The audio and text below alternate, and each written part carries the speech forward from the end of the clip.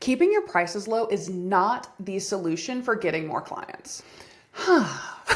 And now, since I've said out loud the most important part of this video, let's get into it. We've all been told to keep prices low to get more clients. And I know it feels safe, but trust me, it is not sustainable. And sure, you also might think if you raise your prices, some people will walk away. And that is 100% true. But is also kind of a good thing, and we'll get into that in a bit. So the question is, what do you do then? Do you just sit there stuck, working harder and harder, making less and less money? No, absolutely not. Let's talk about pricing today, because if you are anything like me, when I started, this topic caused more stress than almost anything else in my business. And I wish I could say that I had it all figured out by day one, but I didn't. And honestly, some days I still don't, but we're here sharing the messy middle. In fact, I undercharged for years. And it wasn't because my work wasn't good, but it was because I didn't fully understand the psychology behind pricing and how much it impacts you, your clients, and the way your entire brand is perceived. Give me a few minutes of your time today and I will break this down step by step to show you what actually happens when you keep your prices too low, address the fears that come up when you're thinking about raising them, and what I've learned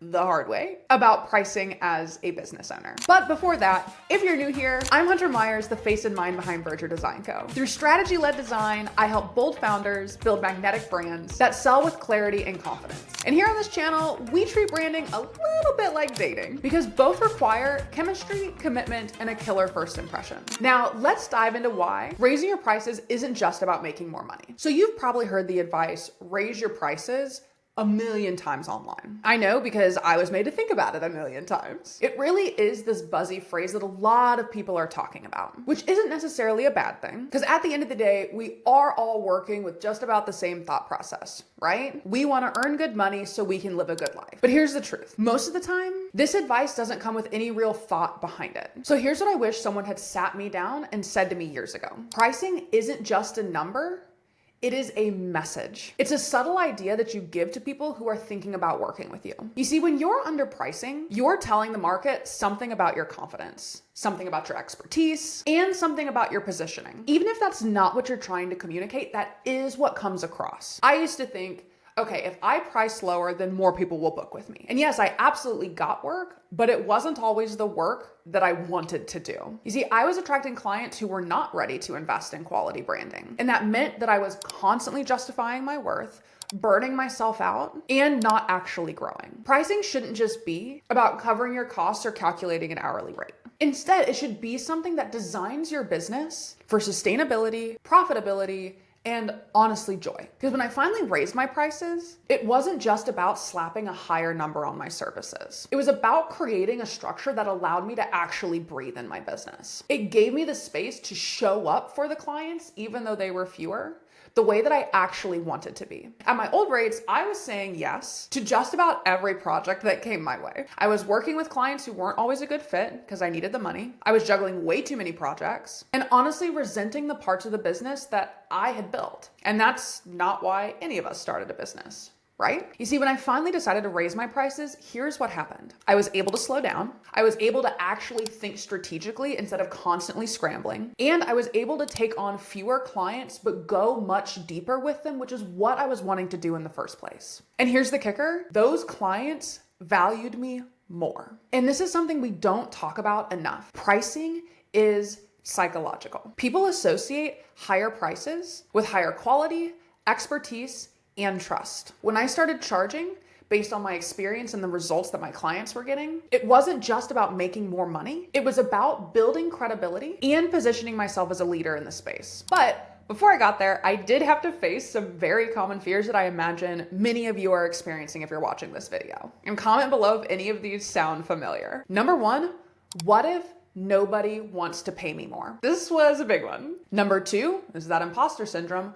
What if I'm not good enough to raise my prices? And number three, the really big one, and I think this is a mindset that a lot of people get into, What if people only are hiring me because I'm the cheapest option? If you're feeling any of these in your stomach, trust me, all of these fears are completely valid and super duper normal. Not to mention they're kind of really loud when you're running a business. Here's what I want you to hear though. There is a time and place for lower prices. In the beginning, it's totally okay to start with lower prices. You're building confidence, you're figuring out your offers, you're gaining experience and getting testimonials, you're learning as you go. But if you've been in business for a few years, if you've got clients under your belt, if you know you're good at what you do, and you're still charging those same early rates, that's no longer serving you or your clients. At that point, you're really just holding yourself back. You're building a business that survives because you're the cheapest option, not because you're the most valuable one. And if you're watching this video, I can almost guarantee that's not the business that you were dreaming of building. So here's me repeating the lesson that I learned way too late. Your pricing should reflect the transformation you deliver, not just the time that you put into it. And that shift, going from charging for time to charging for transformation, is one of the biggest mindset leaps you will make as a founder. And once you do, everything about your business will start to feel lighter, it'll start to feel more aligned, and a hell of a lot more strategic. And I don't want this to take you years to figure out like it did for me. So let me go ahead and save you some time and a whole lot of stress and break it down for you. But first, before I do, I want to share some of the biggest mistakes that I made with pricing early on. As much as this makes me feel like, what the hell was I even trying to do? I believe talking about my 3 biggest mistakes with pricing is so freaking important right now. Because if you are in that growth stage, figuring out how to actually price yourself, I want you to be able to skip the burnout that I experienced and really step into that role as a business owner who's truly valued for their expertise. So first off, let's get into mistake number 1. I based my pricing on what other designers were charging. Let me tell you up front, that is a trap. At the time I thought, well, if they're charging X number of dollars, I should probably be charging something around there too. But here's the problem. Your pricing isn't supposed to be a copy and paste of what someone else is doing. It should reflect your process, your expertise, and your business goals. And those 3 things are never identical to someone else's. What's worse is, when you price yourself off of comparison, you're building your business on a very shaky ground. You're essentially saying, I trust their numbers more than I trust my own. And oftentimes this will lead you to that mentality of, well, I need to be the cheapest option. That not only undervalues you, but winds up keeping you stuck. Mistake number 2. I did not account for growth. When I first set my prices, I was treating it like a one-time decision. Like once it was set, I could just forget about it and move on. In reality though, your pricing should evolve as you do. Every new skill you learn, every higher level result you deliver, every system you improve, that all increases the value of what you bring to the table. But back then, I was scared to raise my rates. I told myself, what if no one books me? What if I lose opportunities? The truth is, the longer you stay underpriced, the harder it becomes to attract the kind of people who are actually ready for the work that you do. Pricing is not static. It is a living, breathing reflection of your growth. And now for mistake number 3. I avoided talking about money. This one is super painful, but also very honest. And sometimes I still avoid it. I used to feel really, really awkward bringing up money in conversations, which ultimately made my clients feel awkward too. Money was this big elephant in the room. And when you treat pricing like something you tiptoe around, it undermines the trust people feel in working with you. Now, for the most part, I see pricing conversations as a normal and sometimes even empowering part of the process. But having said that, I still think it's really important to share that those nervous feelings around sharing numbers, even 5 years in, still come up for me. If there's a slower season in my business, if there's a lot of talk in the media about economic climate, or if I decided, actually, you know what, it's probably time to raise the rates again, I still get the nerves, and this is normal. What I try to remind myself is that this isn't just a transaction, but is actually an integral part of also setting expectations of what it's like to work with me. When you're upfront and clear, it makes your client feel safe and confident investing in you. So those were the mistakes that I have made, the ones that I wish I had learned sooner. But here's the good news. You do not have to repeat those mistakes. Pricing is not about finding your perfect number and then sticking to it. It is a testing game. As much as you may want a formula, there is no magic formula and no one size fits all answer. And honestly, there shouldn't be, because your pricing should be as unique as the brand that you are building. What I've learned is this: branding is the bridge for pricing. It's what helps move you from charging whatever people will pay to confidently positioning yourself at the price point that actually reflects your value. When you brand yourself strategically, you're not just slapping a number on a proposal, you're actually showing people why that number makes sense. And the people who are aligned with your brand, they won't just afford you, they will be eager to work with you. So here's how I would approach pricing my services if I were in your shoes right now. Number one, get clear on your transformation, not just your deliverables. When you're undercharging, it's almost always because you're pricing based on tasks and not the transformation. You need to understand that. If you're a designer, you're not just making a logo. You're shaping the way someone's business and brand is perceived for years to come. If you're a coach, you're not just running a 60-minute session. You're helping someone reach a life-changing goal faster than they could have done it on their own. Write down the actual transformation that you provide. What happens to your customers or clients' confidence, their revenue, their business, or even their life because of your work? Get as specific as possible here. When you shift your focus from what you do to what your work does for them, your pricing will naturally start to reflect the value you bring. Number two, you need to calculate your minimum sustainable rate. This is where strategy meets practicality. Pricing isn't just about charging what you're worth. And personally, I think that mentality alone can be really problematic. Your worth is intrinsic and not at all tied to the number that you charge. Instead, like I mentioned before, I encourage you to reframe the thought to be something more along the lines of, how much is this transformation worth to the client? Now, once you have that number, you also need to take into account how much money you need to be earning to ensure your business is actually financially healthy, because we're running businesses, not expensive hobbies. Take time to run the numbers.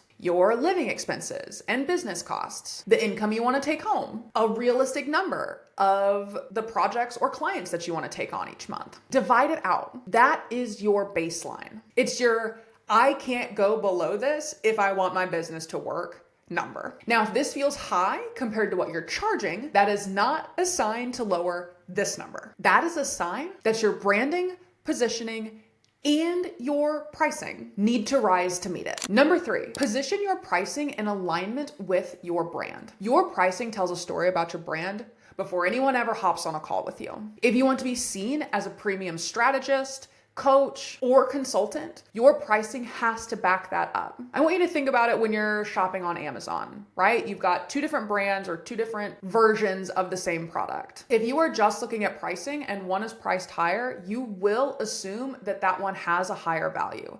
You may go and read reviews and stuff, which is really important, but you will assume that the higher priced item is more premium and has a higher value. That is what our brains do. So you need to position your brand to match the pricing that you'll be charging, and position your pricing to match the brand that you have or that you want to be growing into. And this is not about price gouging, but it's actually about creating a consistent experience that aligns with what your ideal audience expects from a premium service. This means your website, your messaging, onboarding process, your content should all work together to make your pricing feel justified. When your brand feels cohesive and polished, your pricing becomes less of a shock for people and more of that natural next step. Number four, make sure your audience can afford you. This sounds really obvious, but plenty of people skip this step. You can price yourself really high all day long, but if your messaging and offers are aimed at an audience who can't realistically pay that rate, you will stay stuck. This is why niching down really, really matters. Your offers should be aimed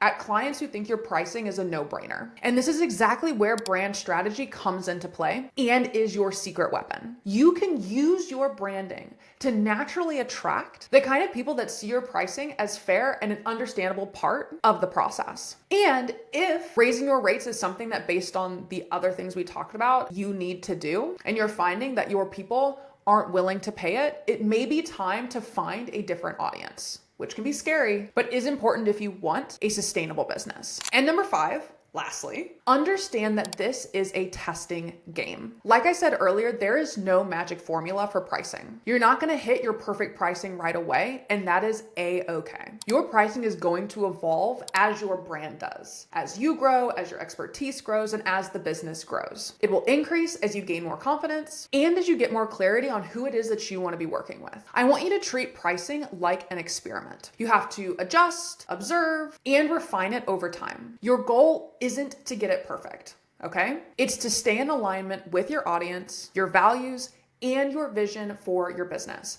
And like I said previously, if your audience isn't lining up to the values and the vision, then you can switch the audience to help justify or make the pricing an easier swallow. At the end of the day, pricing isn't just math. It is mindset, branding, and strategy all woven together. You can calculate your rates and refine your packages all day long, but if your positioning doesn't match your prices, or if you don't believe in the value of the work that you do, it is not going to land with your audience. The goal is to get to a place where pricing feels natural, not scary, where you're confident saying your rates because you know the transformation that it brings. So if you're undercharging right now, I get it. I have been there. But trust me, there is no gold star for being the cheapest option. The sooner you align your pricing with your value, the sooner you will attract clients who respect your expertise. And the more freedom you'll have to grow your business on your own terms. This isn't about being out of reach. It's about stepping into that role of a professional whose work truly is worth investing in. You've put in the time, you've put in the energy, and you've put in the heart. Your pricing should reflect that. If this video helped you rethink your pricing, make sure you hit subscribe because I love talking about topics like this all the time. And we release a new topic every week that will help business owners like you in building a brand that speaks to your target audience even before you do. And if you're ready for more in-depth one-on-one support from me, check out the links in the description. I'd love to help you build a branded business that feels good and doesn't just look good. That's all for today. I'll see you next time.